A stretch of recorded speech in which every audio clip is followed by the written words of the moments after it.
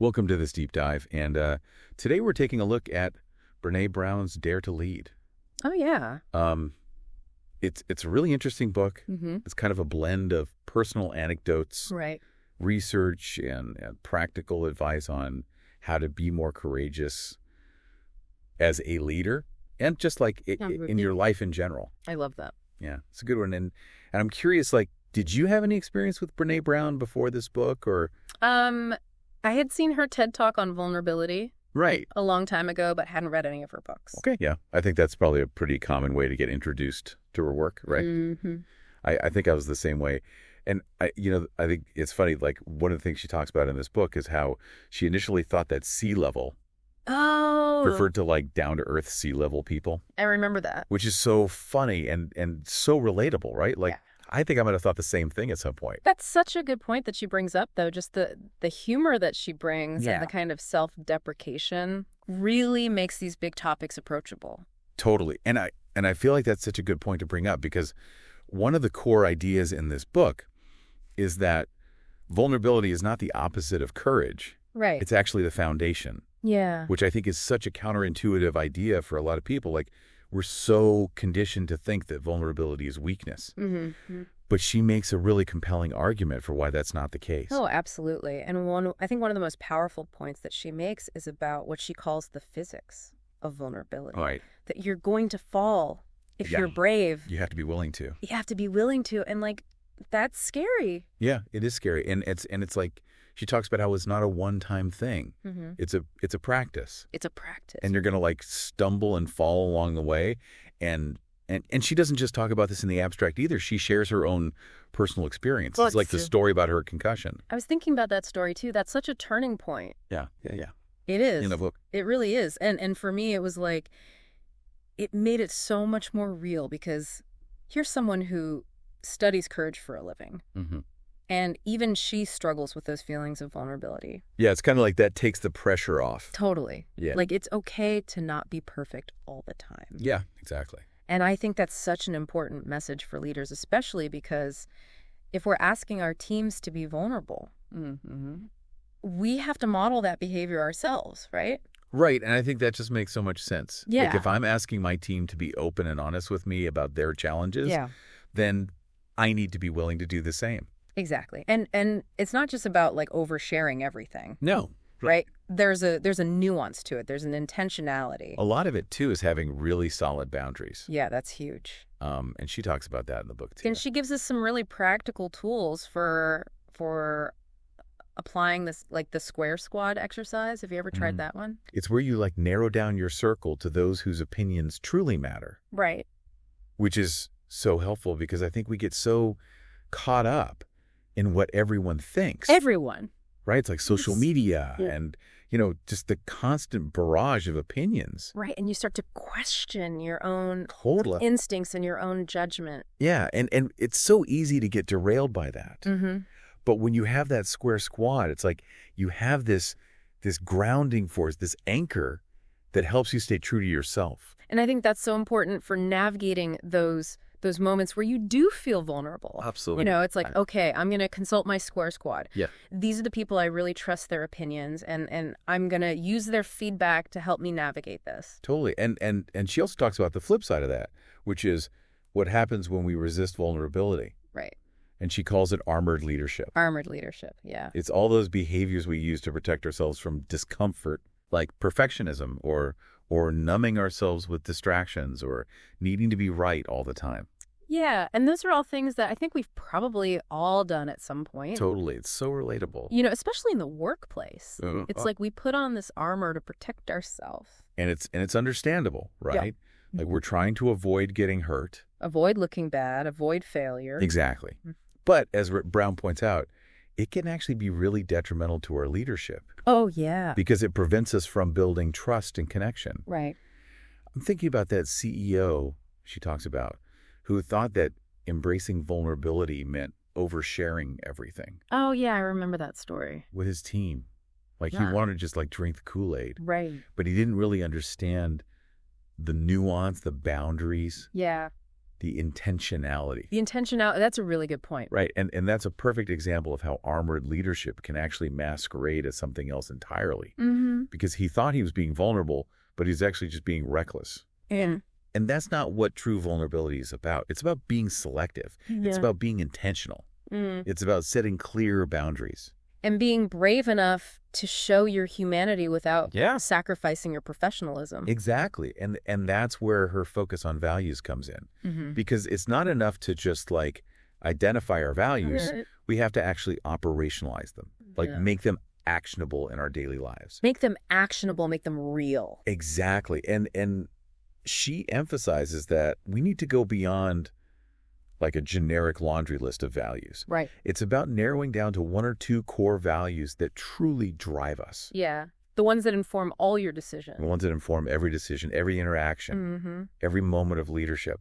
And I think that's so powerful because it forces you to really think about what matters most to you. Yeah. And it's not always like straightforward or positive either. Like she talks about her own realization that her core values were faith and courage, not family itself. Which is so interesting. Yeah, it's like it challenges that assumption that our values are always like these warm and fuzzy things, right? Sometimes they're more complex than that. And it really makes you think about like what are the values that are driving my choices, even in ways that I haven't realized.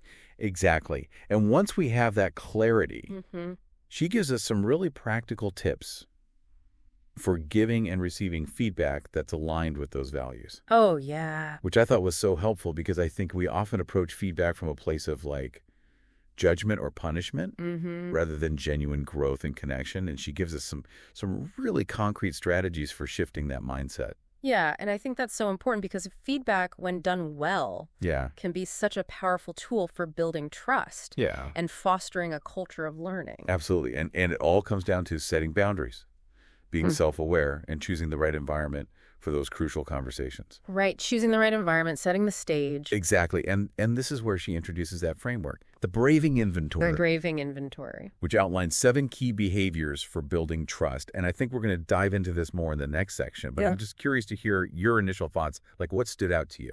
Well, I thought it was such a useful tool just for assessing like both our own trustworthiness and also the levels of trust that we experience in our relationships. Totally. Like breaking it down into these very tangible behaviors makes it much more actionable. Absolutely. And it's so easy to just throw around the word trust, right? But she really breaks it down into these specific components. Right. Boundaries, reliability, accountability, vault integrity, non-judgment, and generosity. It's a mouthful. It is a mouthful, but each one is so important and they really build on each other. You can't have accountability without clear boundaries, for example. Exactly. Right? And so it all kind of starts to make sense when you start to connect those dots. Yeah. The vault element really stood out to me. The vault. It's all about respecting confidentiality and not sharing information that isn't ours to share. Right. Which I think is something that we all probably struggle with at times. Like, have you ever accidentally shared something that someone told you in confidence? Oh, yeah. Definitely been there. Or maybe gossiped about a coworker or something like that.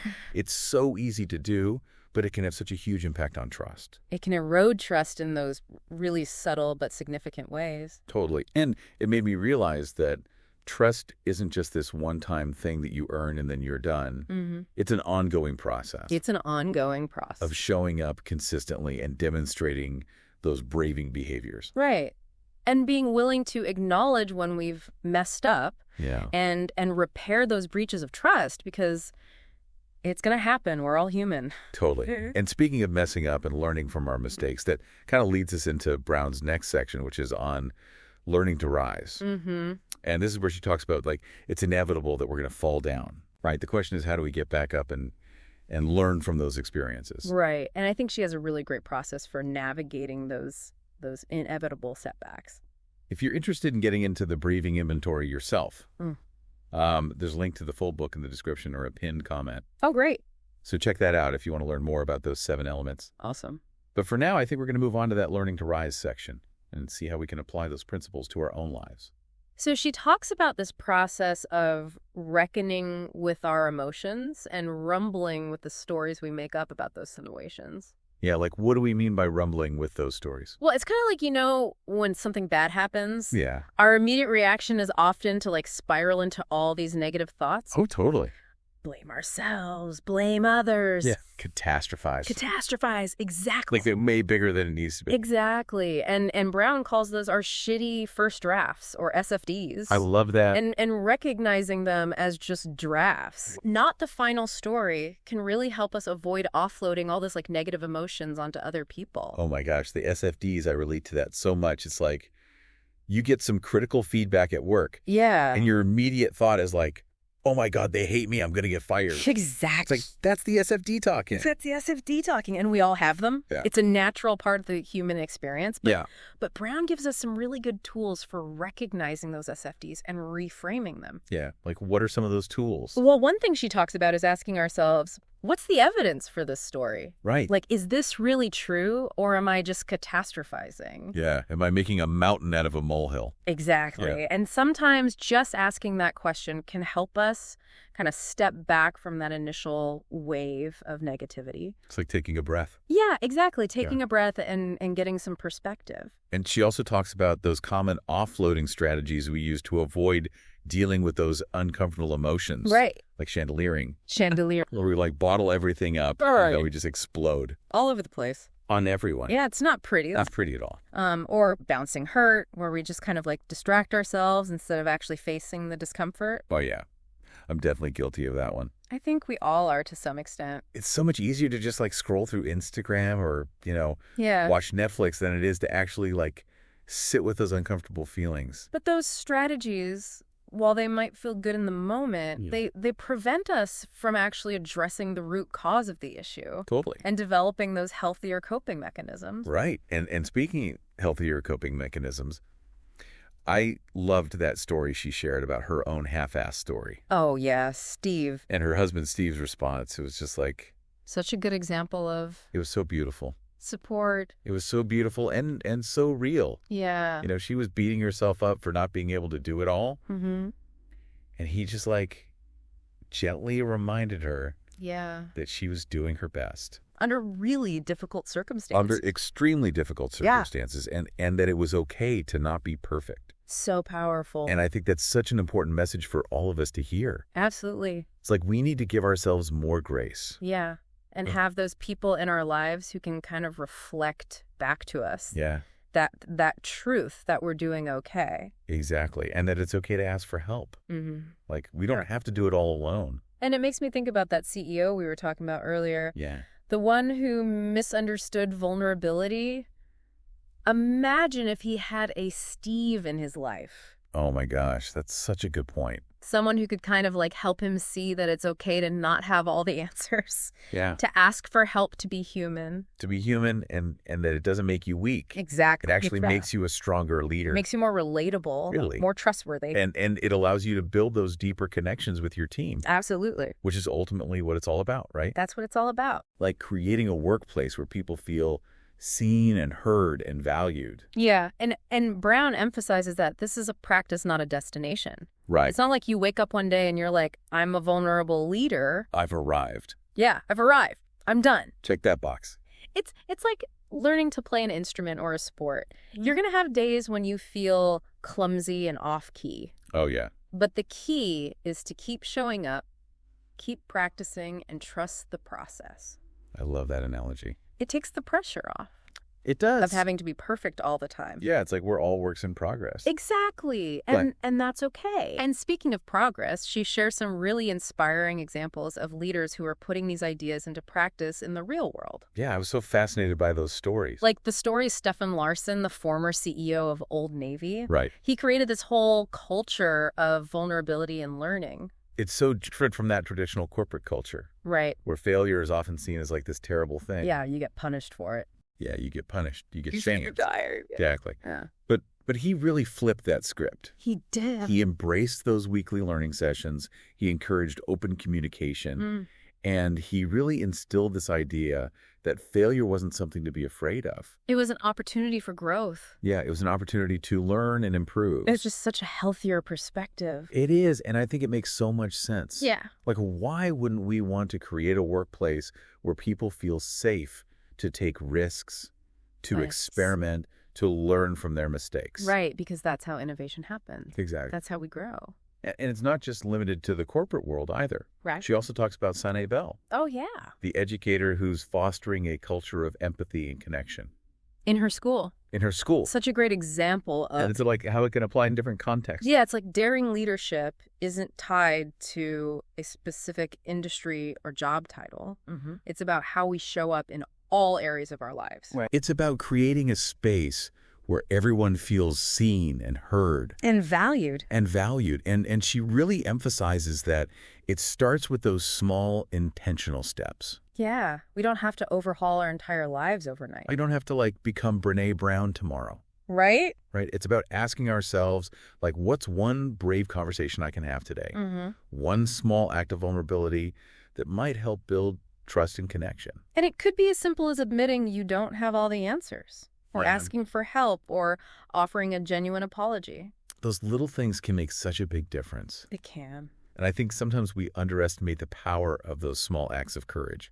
We do. We get so caught up in the big picture Yeah, that we forget about the importance of those everyday moments. totally. And Oh. those moments, they add up. They do. They create a ripple effect. They create a culture. Yeah, they create a culture of trust and connection. Yeah. And ultimately, that's what makes a workplace Thrive. thrive. Yeah. I'm curious for you, what's resonating with you most about Brown's message? You know, it's funny because I think for me, what really stands out is that reminder that vulnerability is not weakness. Yeah. It's actually the birthplace of courage and daring leadership. I love that. And I think that's such a powerful reframing It is. because it takes something that we've been taught to fear Mm-hmm. and it turns it into a strength, Superpower. a superpower. Yeah, exactly. And it's not about being perfect. It's about being brave, Yeah. willing to embrace the messiness of being human. And that's something that I think we can all aspire to. Absolutely. And it starts with those small steps. Yeah. Those seemingly insignificant moments where we choose courage over comfort. And I think Brené says it best in the book when she talks about how we often overestimate the risk and underestimate the reward of vulnerability. That's so true. It's like we build up all these scenarios in our heads about all the terrible things that could happen. Right. All the ways it could go wrong. Yeah, and then we end up talking ourselves out of it. But what if we just flip that script? Yeah. What if we focused on the potential upside, The growth, the connection, the deeper relationships. the breakthroughs? That's where That's the- where magic happens. That's where the magic happens. And I think that's a great place to kind of wrap up this part of our deep dive. Yeah, I agree. You know, we've only scratched the surface of Brené Brown's work here. There's so much more. There is so much more. And I highly encourage everyone to check out the full book if you're interested in exploring these ideas further. There's a link in the description or a pinned comment. Yes, thank you for reminding me. And for those of you who are just joining us, that link is in the description or pinned comment for the full book. Awesome. But for now, I think we're going to take a little break, and we'll be back in a few minutes to continue our deep dive. It really is. And it makes you wonder, what would happen if more leaders adopted this kind of mindset, you know? Oh, it would be revolutionary. It would be revolutionary. Yeah, imagine a workplace where people feel safe to take risks, Mm-hmm. to experiment, to learn from their mistakes, Without fear of judgment. without fear of judgment, without fear of reprisal. Yeah. It would unlock so much creativity and innovation. Oh, absolutely. And it's not just limited to the corporate world either. Yeah. She also highlights the work of Brené Brown, Oh, yeah. who's an educator, Right. who's fostering this culture of empathy and connection in her school. In her school, yeah. And it's such a beautiful reminder that daring leadership Mm-hmm. isn't tied to a specific industry or job title. Right. It's about how we show up in all areas of our lives. Yeah, it's about creating a space where everyone feels seen and heard And valued. and valued. And she emphasizes that it starts with those small intentional steps. Mm. We don't have to overhaul our entire lives, Our entire organization. our entire organizations overnight, Right? right? It's about asking ourselves, what's one brave conversation I can have today? Yeah. One small act of vulnerability that might help build trust and connection. It could be as simple as admitting you don't have all the answers. Yeah. Or asking for help or offering a genuine apology. Yeah, those little things can make such a big difference. They can. And I think sometimes we underestimate the power of those small acts of courage. We do. We get so caught up in like the big picture Yeah, that we forget about the importance of those everyday moments. totally. And those moments, they add up. They do. They create a ripple effect. They create a culture. They create a culture of trust and connection. Yeah, And ultimately, that's what makes a workplace thrive. absolutely. So as we wrap up this deep dive, Yeah. I'm curious to hear your final thoughts, like what's resonating with you most about Brown's message? You know, I think what I'm going to take away from this is just that reminder that vulnerability isn't weakness. Yeah, It's actually the birthplace of courage and daring leadership.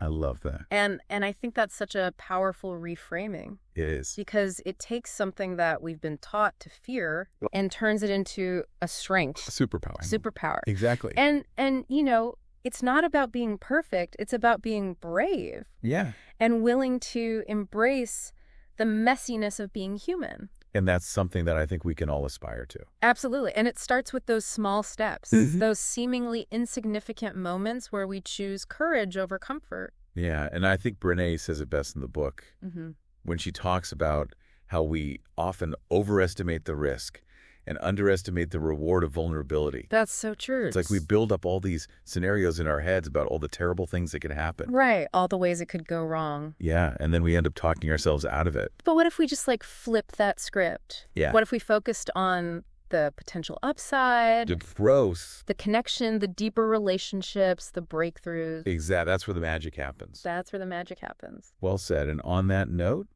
I think it's time to wrap up this deep dive. Thank you so much for joining us, everyone, and we'll see you next time. Sounds good.